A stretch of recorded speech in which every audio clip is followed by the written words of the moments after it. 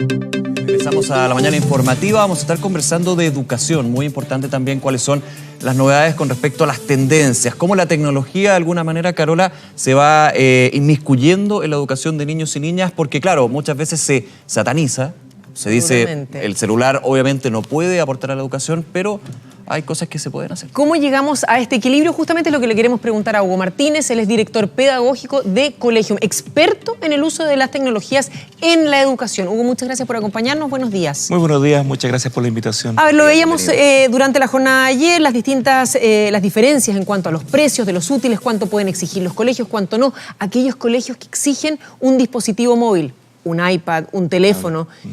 ¿Cuán necesario es un dispositivo móvil? Por ejemplo, para nosotros, que en este caso con Nicolás, estudiamos sin haber necesitado aquello, más bien con libros y cuadernos. Pero si le pregunta hoy día a un estudiante de 15 años cuán necesario es para él contar con un dispositivo móvil conectado 24 horas, es esencial, es fundamental. Pero para la educación, esa es mi pregunta, porque esa hoy es la día, pregunta de fondo. Si uno le pregunta a un niño en esa época, ¿le gusta el colegio? No quiero dar porcentajes porque no lo tengo en un estudio, pero varios decían no. Hoy le pregunta a uno lo mismo a un niño y dice el mismo no, con o sin teléfono. Y si le preguntáramos si necesita un texto escolar, la generación anterior y la nueva generación probablemente te van a mirar con cara de sospecha. Absolutamente. Claro. Cuéntenos. Entonces el fondo es que tenemos que reconocer que hay nuevas formas de aprender. Y esas nuevas formas de aprender generan demandas, necesidades y requerimientos que hoy día no estamos satisfaciendo con los recursos tradicionales que tiene la escuela.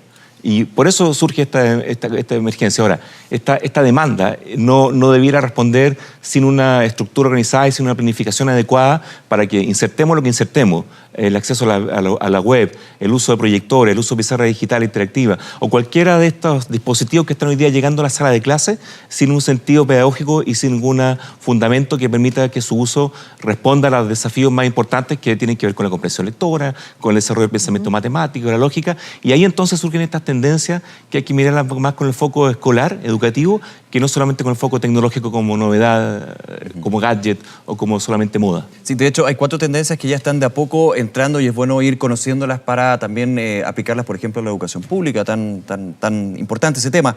Una es la programación, que ya ha entrado desde hace un tiempo, que las clases se hagan clases de programación. Ahí se potencia lo que es el pensamiento lógico. ¿Cómo también ha sido el desarrollo de esto? Porque muchos decían programación, bueno, para hacer programas computacionales. No, finalmente también tienen muchas herramientas que le van dando a los niños, niñas y adolescentes. Efectivamente. Ahora hay que hacerlo, hay que mirarlo desde el punto de vista de su funcionalidad.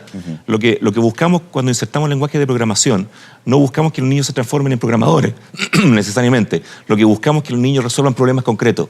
Que el contenido de aprendizaje, que a veces es muy abstracto, de cosas que no sabemos qué utilidad tienen, tengan utilidad y los niños a través del procesamiento de un desarrollo lógico pueden resolver un problema concreto. Por eso es importante la robótica, la cibernética, pero fundamentalmente la metodología basada en proyectos. Estas escuelas y colegios que transforman con innovaciones y en vez de tener una asignatura de lenguaje y otra matemática, hacen un proyecto de algo que hay que resolver y entonces empezamos a encontrar herramientas que permiten que con tecnologías más modernas podamos responder a ese desafío. Me detengo un segundo, perdón, Caro, me detengo un segundo ahí. Entonces es lo mismo que a uno le han explicado sobre la matemática, que no es, o la física muchas veces, no es solamente que te aprendas de memoria la ecuación o la fórmula, sino más bien entender cómo funciona. Aquí es lo mismo, no es solamente saber el código binario, el que A más 0 más 1 va a ser tanto, sino entender y cómo llegar a una solución. Efectivamente, Nicolás. Aquí lo que nos importa es que con estas nuevas herramientas tú puedas entender el mundo que te rodea y puedas interactuar con ese contexto y en ese contexto generar aprendizajes nuevos. Hay muchas cosas, probablemente ustedes, nosotros, la gente que nos está viendo en sus casas, recuerda que contenido que pasó en el colegio que nunca más se utilizó, que probablemente no fueron pertinentes, ya sea porque no tenían vocación matemática o vocación humanista, pero fundamentalmente porque nunca lo aplicaron, nunca hicieron con ello alguna herramienta concreta. Lo interesante de la cibernética hoy día, entendido como el lenguaje de programación, la robótica, es que permite aplicar en contextos concretos elementos de esos contenidos. Hugo, pero ¿cuánto de lo que pueden aprender los niños en el colegio respecto de programación, robótica, etcétera, va a estar vigente aún cuando estén en el mundo laboral, por ejemplo? ¿Les va a servir o es como cuando uno estaba en el colegio y aprendió el run de los computadores para programar y hoy de verdad que eso no sirve para nada? Acabo de botar el carnet al suelo y bien pisoteado. Yo también me acuerdo. Así que bueno, Nico, gracias. Soy del Encarta. Eso es fantástico. Sí, yo soy de la generación en que ojalá tuviéramos una enciclopedia dentro de la sala de clase. Absolutamente, Sí, claro. Mi carnet ya pasó a color sepia. Está todos boteando acá. A la biblioteca municipal había que ir a buscar la información. Lo importante hoy día es que tú aprendas. ¿Sirve? lo importante hoy día, más que los contenidos, es la forma como tú aprendes, porque eso es lo que te va a acompañar toda la vida. ¿Ya? Probablemente los contenidos y el lenguaje. En rigor, cuando hablamos de aprendizaje de programación en los colegios, no hablamos que los niños aprendan a programar con un lenguaje específico. Lo que hablamos es que los niños tengan capacidad de desarrollo lógico para tomar un problema, desagregarlo, buscar una secuencia lógica y encontrar un camino de su respuesta. Eso te va a acompañar toda la vida, aunque no seas un científico de la computación, un ingeniero civil en computación, sino que tengas el pensamiento lógico para poder resolver problemas estructurales. Aprender a aprender hoy día es más importante, fundamental en los colegios, que la cantidad de contenidos. Los contenidos están disponibles, por eso estas tendencias tecnológicas lo que buscan es reconocer que hay nuevas formas de aprender y aportar con nuevas formas de enseñar, para que podamos calzar esas nuevas formas de aprender con nuevas formas de enseñar. Hugo, ¿cómo se lleva a un equilibrio entre la capacidad que tiene un niño para poder relacionarse con la tecnología y la capacidad que desarrollamos en los jóvenes hoy, o que se busca tanto, que tengan relaciones interpersonales? Y a lo que voy es, cuando un niño se comunica hoy es con una carita, con un símbolo, con un dedo para arriba, con un dedo para abajo. Sí. En el mundo del futuro, esos contenidos de los cuales tú hablabas van a estar ahí disponibles, pero la capacidad de manejar un grupo, de ser líder, ¿va a estar disponible si los estamos concentrando en dispositivos? No sabemos exactamente lo que va a ocurrir con la tecnología y con la conducta humana y cómo esto va a seguir mediando. Hay amenazas y hay probablemente oportunidades. En el lado de las oportunidades, que es donde nos sentamos siempre en educación, y nosotros miramos los educadores, cómo podemos crecer con esto y cómo el contexto nos favorece, lo que encontramos es que estas nuevas formas de comunicar, con emoticons, que probablemente son arte más rupestre, que es la estructura lingüística que los profesores reconocemos como la estructura correspondiente, nos permite comunicarnos. Y lo que queremos favorecer es el acto de comunicarnos. Si un joven de 15 años hoy día sabe que puede comunicar emociones, sabe que puede comunicar sus expresiones, sus requerimientos, sus preguntas, sus dudas, tenemos un punto ganado. Ahora, luego de eso, estructuremos el lenguaje, pongamos la ortografía, pongamos la sintaxis, desarrollemos habilidades de liderazgo, veamos lo que es un lenguaje pertinente, cuándo aporta o no aporta, cuando comparte un meme en tus redes sociales, cómo distingue y tiene una capacidad crítica respecto a la información que estás recibiendo. Pero si no desarrollamos la habilidad y el gusto de comunicarse, los otros elementos que son herramientas instrumentales, que son elementos transversales, nunca los vamos a adquirir, nunca los vamos a aprender. Ahora, ¿cuál es el desafío de los profesores, las profesoras? Que yo creo que es altísimo, considerando que se están encontrando con tecnologías de la información que están ingresando a las salas de clase y ingresan más bien porque son los mismos alumnos quienes las traen. Son nativos digitales, no son de la generación del mouse, del clic, son generación del touch. ¿Cuál es el desafío también con este salto o diferencia generacional entre quienes quieren educar sobre las tecnologías de la información y quienes viven con ellas? Hay distintos desafíos, Nicolás. Yo creo que, mira, en colegio tenemos experiencia acompañando profesores en la adopción de tecnología. Y hay tres niveles que son fundamentales. Uno, cuando la tecnología te ayuda en tu desempeño, tú adoptas. Tú no adoptas porque eres tecnológico, porque te gusta el último celular o el último sistema operativo. Te gusta porque te hace más eficiente en tu desempeño. Y por tanto, los profesores, como cualquier profesional, como cualquier sujeto, van a adoptar tecnología en la medida en que les sea eficiente. Y hay un desafío para quienes estamos en el desarrollo, y desafío importante para la innovación, en que estas tecnologías se adapten. Segundo lugar, en que los profesores reconocemos que los aprendizajes, que los alumnos están aprendiendo de otra forma. Que cualquier alumno puede levantar la mano desde el fondo de la sala y decirme que el contenido que yo estoy pasando está obsoleto porque acaba de mirar una actualización en la Wikipedia. Claro. Por lo tanto, estoy desafiado a que mis estructuras de mediación sean mejores preguntas que mejores afirmaciones. Y eso es un cambio radical. Nosotros hemos apoyado mucha innovación y desarrollamos innovaciones en donde el cambio tiene que ver con el rol del profesor, que es un rol más facilitador, que un rol menos enciclopedista.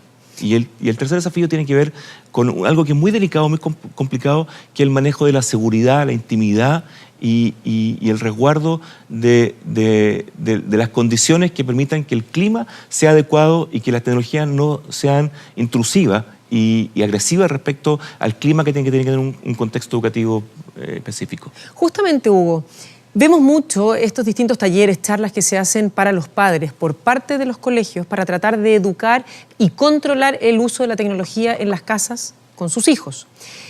¿Cuál es la relación que se está dando o que están viendo ustedes que se puede dar entre los profesores y lo que se exige en el ámbito académico respecto de las tecnologías y lo que pasa en la casa? Porque puede haber una disociación muy importante en la cual en el colegio se le pide o se le exige al joven o a la niña que tenga un dispositivo móvil, que lo use y haga las tareas en un computador. Llega a la casa y la mamá, el papá, el apoderado, el cuidador le dice: ¿cómo se te ocurre No hay horas. En la última charla que yo fui al colegio me dijeron que tenían que tener 20 minutos diarios y este trabajo te va a tomar a ti 2 horas, bajo ninguna circunstancia. ¿Cómo se combina eso? Porque al final el niño vive en una dicotomía. El niño vive en un mundo digital, donde tiene una vida muy intensa, en un mundo analógico que no siempre converge, que no siempre conversa y no siempre tienen sentido. En el rol nuestro de adultos, familia o profesores, tenemos un rol mediador que es insustituible, que es irreemplazable. La tecnología no hace buenos padres, no hace buenos educadores. Por lo tanto, establecer las condiciones que nos parezca razonable es parte de nuestro rol educador. Ahora, cuántas horas un niño debe estar o no debe estar frente a una pantalla tiene que ver con la experiencia que quiera lograr, con el objetivo que quiere lograr. Obviamente 2 horas, 3 horas, que cuando afecta su rutina de sueño, hay ciertos elementos que son de sentido común que uno dice, no, aquí está mal. Hay señales que también se van prendiendo de que algo está mal. Claro, aquí está ocurriendo y hay que tener acciones remediales para que eso ocurra. Pero creo que lo más importante es establecer espacios de educación, más que de control, porque finalmente a esto le llamamos en colegio una ciudadanía digital. O sea, hay una vida digital sobre la cual tenemos que formar y tenemos que aprender, no solamente por la norma, sino que también por el sentido y el valor que tiene estos espacios para la vida cívica y para la vida ciudadana, para el resguardo de la intimidad, para la privacidad, para la recreación, pero también para el aprendizaje. Hugo, desde la política pública, desde ya el aspecto macro, general, ya hablaba de la educación pública, que evidentemente es un tema que se va haciendo diagnósticos que van cambiando. ¿Se están incorporando estas tecnologías de la información? Claro, porque uno podría pensar en un colegio particular, hay computadores, hay pizarra digital, hay la opción, por ejemplo, de ver información del colegio en internet o en el celular. Pero eso no pasa con todos los colegios. Hay recursos que tienen que estar involucrados. ¿Se ha visto también que desde la educación pública estamos entrando a este tema de las tecnologías? Yo creo que hoy día hay todavía, para responder directamente, la respuesta es sí. Hay tecnología, hay disponibilidad, no es un problema de infraestructura. Igual hay una importante cantidad de colegios, especialmente los rurales y más aislados del país, que no cuentan con una conexión adecuada y es una inconsistencia porque justamente donde más se requiere estar conectado. Y de hecho eso es muy difícil también porque son las familias las que no tienen conexión a internet, por ejemplo. Exacto. Entonces podría ser más que aportar, podría ser una gran división de los dos mundos que tiene el niño o la niña. Pero si uno no viene en comparación histórica, en Chile hace 30 años que estamos desarrollando políticas de tecnologías para la educación, primero con el proyecto Enlace y luego con el Centro de Innovación que hoy día sostiene el Ministerio de Educación y que es una política continua que ha dotado de infraestructura, de capacitación, de contenido. Hemos tenido portales educativos como Educar Chile. En fin, ha habido un contexto. Nunca en la historia de la educación habíamos tenido tantos recursos para el aprendizaje como los que tenemos hoy día. Si antes la disputa era cómo llegábamos con bibliotecas de aula para cada colegio, hoy día ese no es un problema. Si antes la disputa era cómo llegábamos con contenido actualizado, ese no es un problema. Si antes no contábamos con suficientes recursos multimedia, no es un problema. El problema se llama la didáctica. El problema tiene que ver con cómo logramos que esas nuevas oportunidades que generan nuevas formas de aprender sean incorporadas por los profesores y generen aprendizaje más significativo y más relevante. Por ejemplo, un elemento que es importante. Hoy día los alumnos saben colaborar y la colaboración es un elemento fundamental del siglo XXI. En los aspectos laborales. Sin embargo, la colaboración no es una tendencia dentro de las planificaciones. Las clases, en general, lamentablemente, especialmente en la educación pública, tienden o siguen siendo frontales, tradicionales, de un profesor que expone, esta vez con un PowerPoint, pero que finalmente no genera interacción e intercambio. Los alumnos saben que pueden colaborar de una forma que no es explícita. Saben que si me falta algún material para la tarea de mañana, es cosa que entre en mi red social, que busque la tarea, que el resumen del libro lo voy a encontrar en Wikipedia, claro, etcétera. Pero no lo aprovechamos. La pregunta es cómo lo aprovechamos. Y la respuesta es, tenemos que innovar en la didáctica. Yo conocemos un profesor de una experiencia de aprendizaje colaborativa que tenemos nosotros, que lo que hace es que le pide a los alumnos no el resumen del texto, sino que busquen en el rincón del vago el peor resumen del texto y que digan por qué ese es el peor resumen del texto. Los alumnos tienen que leer la obra, claro, tienen que generar, porque finalmente lo que necesitamos son capacidades analíticas, no necesariamente que tengan en 2000 caracteres el resumen del inicio, desarrollo y cierre de lo que ocurrió con ese determinado título de novela. Esa innovación es la que nos falta. Claro, porque el dato duro es el que está disponible, a diferencia de lo que teníamos nosotros como comenzábamos la entrevista. Claro. Cuando vemos que la tecnología cambia de una manera muy rápida y las técnicas de educación no necesariamente, ¿cómo se llega a una buena ecuación entre ambas? No todas las tecnologías no todos los cambios son buenos. No todas las novedades. Además, porque además uno podría ir tratando de seguir los cambios tecnológicos y perderse en el camino porque una tecnología no fue muy buena o una nueva adaptación no fue la ideal. Y muchas veces los avances terminan siendo más bien retrocesos, si no se maneja bien el avance. Lo que manda acá son las necesidades. lamentablemente mucha innovación en educación se enamoran de la solución y no del problema. Nosotros creemos en colegio en que tenemos que enamorarnos del problema y comprometernos con el problema. Por ejemplo, nos parece un problema importante en educación es la evaluación. Si seguimos evaluando un papel y seguimos estandarizando la evaluación, generamos respuestas que no logran identificarnos. Nosotros apostamos por evaluación adaptativa, que puedan reconocer tu ritmo, tu estilo de aprendizaje y que puedan en tiempo real ofrecerte preguntas para poder darle mejor pista al profesor de cuáles son las decisiones que hay que tomar. Cuando las tecnologías se desarrollan para educación y no son adaptadas de otros circuitos, de otro ámbito, de otro mercado o de otro ambiente, sin duda alguna son mucho más pertinentes, mucho más eficaces. No hay que enamorarse del primer gadget que aparezca, sino que hay que enamorarse de aquellos que ofrecen soluciones a los problemas reales de la educación.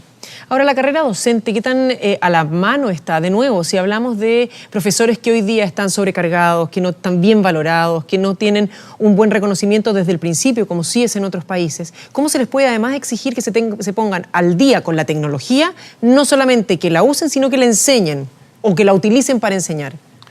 El promedio de edad de los profesores en Chile son profesores que nacieron con la tecnología. ¿No? Tenemos una generación de los docentes que están en el aula que son profesores que tienen redes sociales, que manejan sus cuentas bancarias porque además no pueden salir del colegio para hacer un trámite al banco, que evalúan sus créditos, en fin, que tienen una vida digital. Lo que pasa es que no necesariamente las tecnologías que disponen el colegio hablan con esas habilidades ni son estimuladas para integrarnos. Nosotros hablamos en colegio mucho de que lo que necesitamos en Chile, más que mucho más que tecnología, es más tiempo para educar.